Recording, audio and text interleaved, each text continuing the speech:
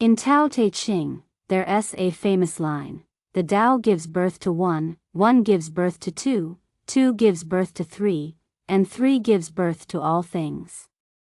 Ancient philosophers believed that Tao embodies the balance and unity of opposites, thus, one gives birth to two. In life, this reflects that everything stems from the self. Your relationship with the outside world and whether you feel fulfilled are mirrors of your internal perception. Ultimately, the meaning of life is determined by your understanding of the world and yourself. Many of us once thought that success, like buying houses, cars, and achieving status, was the key to a meaningful life. However, as we age and reflect on our journey, we realize that the true meaning of life lies within ourselves. 1. Surpassing yourself. There's a Taoist story that illustrates this idea. A Taoist master asked a traveler, "Which is better, a piece of gold or a pile of mud?" The traveler immediately replied, "Gold, of course." He then bowed, hoping the heavens would bless him with wealth. The master smiled and said, "But what if you were a seed?" We often idolize those who shine brightly, who symbolize success, wealth, and honor.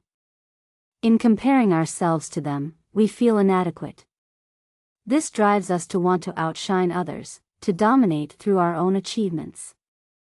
At the same time, we may look down on those we deem unworthy, those who struggle, who seem unintelligent or unsuccessful. This gives us a false sense of superiority. But why not consider that gold has its own limitations, while mud has its own richness? As Ernest Hemingway said, "There is nothing noble in being superior to your fellow man. True nobility is being superior to your former self." Comparing ourselves to others only leads to frustration. The real goal is to surpass our past selves, growing a little each day. This way, we can shine in our own way without dimming the light of others. Take Confucius, for example. As a young man, he aspired to spread his ideals of ritual and peace, traveling across states to promote them. Along the way, he encountered numerous challenges, but instead of being discouraged, he saw them as opportunities to learn and grow. Whether studying the nature of water in Luoyang or playing music during his confinement in Chen and Kai, Confucius found wisdom in every situation. In his later years, Confucius shifted focus to teaching, sharing his lifelong knowledge with his students, leaving behind a rich legacy. Rather than envying others' success, he became like a seed, growing in the soil of his own experiences. Eventually, his influence surpassed even the value of gold. 2. Becoming yourself. Zhuangzi, one of Taoism's most famous figures, tells the story of a giant bird called Peng that soars from the northern seas to the southern seas. Along the way, Peng encounters small birds like cicadas and sparrows, who mock its journey, saying, "Why bother going so far when we can easily fly between the trees and find food?"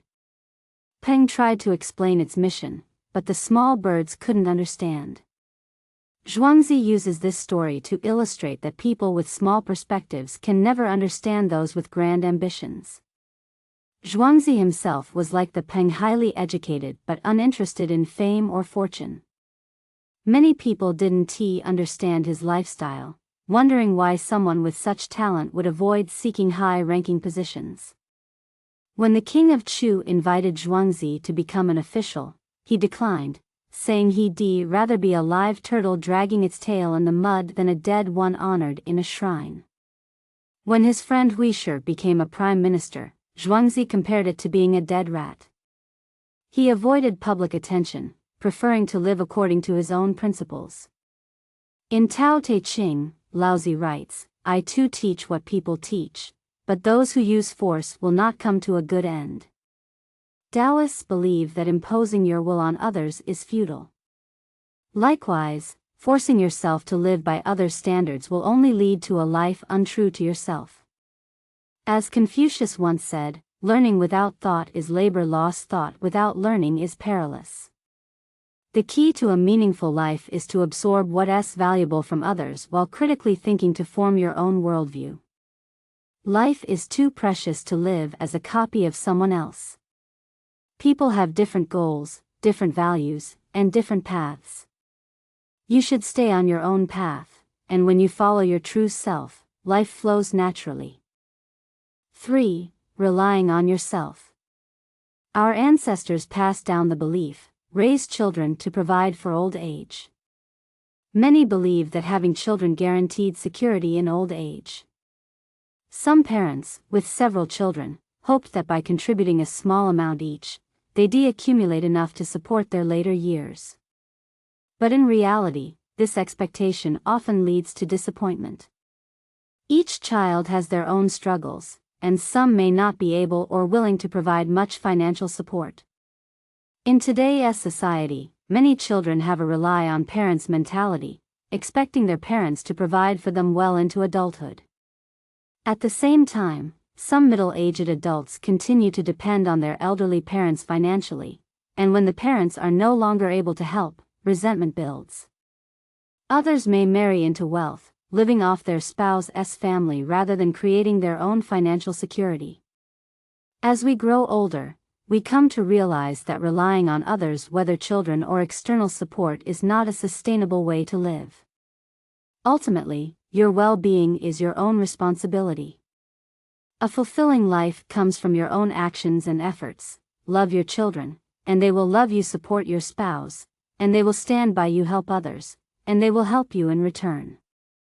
Most importantly, save and prepare for your future so you can age with dignity. 4. Finding meaning in yourself. In The Curious Characteristics of Humans, the author writes, "We rush to grow up, only to later wish we could reclaim our childhood. We work hard to make money, then spend it all trying to recover our health. We focus so much on the future that we forget the present. In the end, it's as if we never really lived at all." Throughout life, we often lose ourselves in trying to ensure our children's success, win others' approval, surpass competitors, and accumulate wealth. But in doing so, we lose sight of what truly matters: our own happiness and sense of purpose. No matter how much we achieve, there will always be someone with more. If we constantly chase external validation, we will never feel satisfied. The key to a meaningful life is to stop chasing others' definitions of success and start living for ourselves. When you find contentment in the present, you'll realize that this is where true happiness lies. From now on, let others live their lives, while you live yours.